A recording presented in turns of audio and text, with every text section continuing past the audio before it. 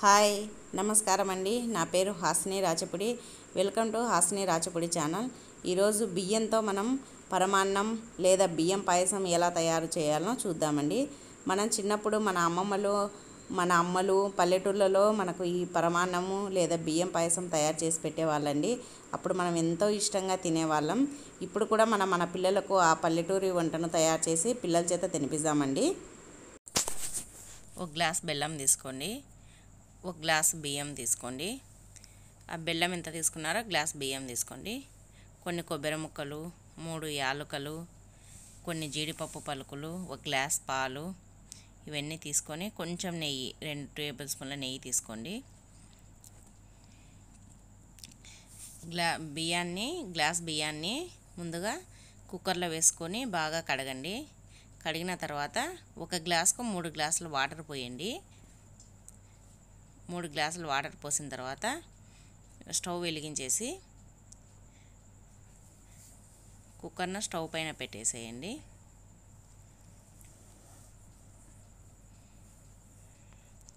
పక్కన కడాయి పెట్టుకొని నెయ్యి వేసి మనం ముందుగా తరిగి పెట్టుకున్న జీడిపప్పు, కొబ్బరి ముక్కలు, జీడిపప్పు పలుకులు వేసి వేయించండి. దూరగా గోల్డెన్ బ్రౌన్ కలర్ వచ్చేంత వరకు వేయించి ఆ తర్వాత తీసి పెట్టేసేయండి పక్కన. తర్వాత గిన్నెలో పాలు వేడి చేయండి.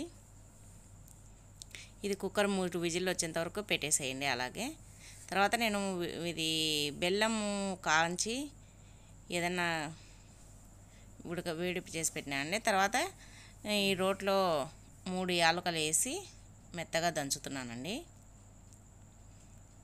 ఇలా మెత్తగా దంచిన తర్వాత చూడండి, ఇలా బాగా దంచి పక్కన పెట్టేసేయాలండి. తర్వాత అన్నం తీసి చూస్తే బాగా ఉడికిందండి. 3 విజిల్లకు కరెక్ట్గా సరిపోయేటట్టు ఉడికిందండి. ఈ అన్నం బాగా ఉడికింది కదా, ఇప్పుడు ఈ అన్నాన్ని స్టవ్ పైన పెట్టేసి స్టవ్ వెలిగించేసి మనం ముందుగా నేను బెల్లంది ఉడకబెట్టి పెట్టుకున్నానండి. ఏదన్నా గలీజ్ ఉంటే పోతుందని కొంచెం బెల్లం వాటర్ వేసి ఉడకబెట్టేసి అలా తయారు చేసుకున్నానండి. ఆ వాటర్ అంతా వీటిలో పోసేసి బాగా కలపాలండి. అన్నాన్ని అంతా బాగా కలిపిన తర్వాత బెల్లం అంతా అన్నానికి బాగా పట్టుకుంటుందండి. తర్వాత ఈ యాలకుల పొడి, మనం వేయించి పెట్టుకున్న కొబ్బరి, జీడిపప్పు పలుకులు వేసి బాగా కలపాలండి. ఇలా బాగా కలిపిన తర్వాత చూడండి, ఇలా బాగా కలిపిన తర్వాత పాలు ఇలాగ కాంచి పెట్టుకున్నాం కదా, ఆ పాలు పోసేసేయాలండి. మొత్తం పాలన్నీ, పాలు 1/2 లీటర్ ఉంటాయండి. మొత్తం బాగా కలిపేసి పాలు వేసిన తర్వాత ఇలా కలిపితే ఇలా వస్తుందండి. చాలా బాగుంటుందండి, చాలా టేస్టీగా ఉంటుంది.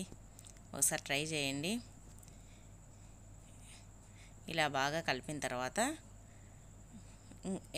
ఈ లెవెల్ ఇట్లా జ్యూసీగా ఉంటుందండి. దీన్ని ఒక 5 మినిట్స్ మనం స్టవ్ పైన అలాగే పెట్టేసి ఆ మిగిలిన జీడిపప్పులు వేయించంగా మిగిలిన నెయ్యిని దీంట్లోకి వేసేసేయాలండి. వేసేసి ఆ నెయ్యినంతా వేసేసి బాగా కలపండి. నెయ్యి వేస్తే చాలా బాగుంటుందండి, గుమగుమలాడిపోతుందండి, చాలా టేస్టీగా ఉంటుంది.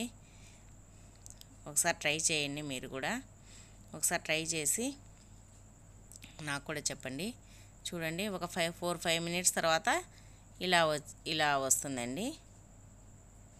ఇలా వచ్చిన అన్నాన్ని మళ్ళీ ఒకసారి అంతా బాగా కలిపేసి అంతా బాగా నెయ్యి అన్నీ పట్టేటట్టు బాగా కలిపేసి ఇంకా అయిపోయిందండి. ఇంకా స్టవ్ బంద్ చేయడమే అండి. ఇంకా స్టవ్ బంద్ చేసేసి చూడండి, ఎంత బాగా ఎమ్మీగా ఉండే పరమాన్నం లేదా తీపన్నం లేదా బియ్యం పాయసాన్ని ఇలా సర్వింగ్ బౌల్లోకి తీసుకోండి. అంతే అండి, ఎంతో టేస్టీగా ఉండే మన బియ్యం పాయసం రెడీ అయిందండి. చూడండి, మీరు కూడా ఒకసారి ట్రై చేయండి. మీకు నచ్చితే నా ఛానల్ లైక్ చేయండి, షేర్ చేయండి, సబ్స్క్రైబ్ చేయండి. పక్కనే ఉన్న గంట బెల్ను నొక్కండి. థ్యాంక్స్ అండి. Thank you for watching. వీడియోను నేను పెట్టే ప్రతి వీడియోను లైక్ చేయండి, షేర్ చేయండి, సబ్స్క్రైబ్ చేయండి. ఎలా వచ్చిందో మీరు కూడా ట్రై చేసి నాకు చెప్పండి కామెంట్ రూపంలో. థ్యాంక్స్ అండి. Thanks for watching. Thank you అండి.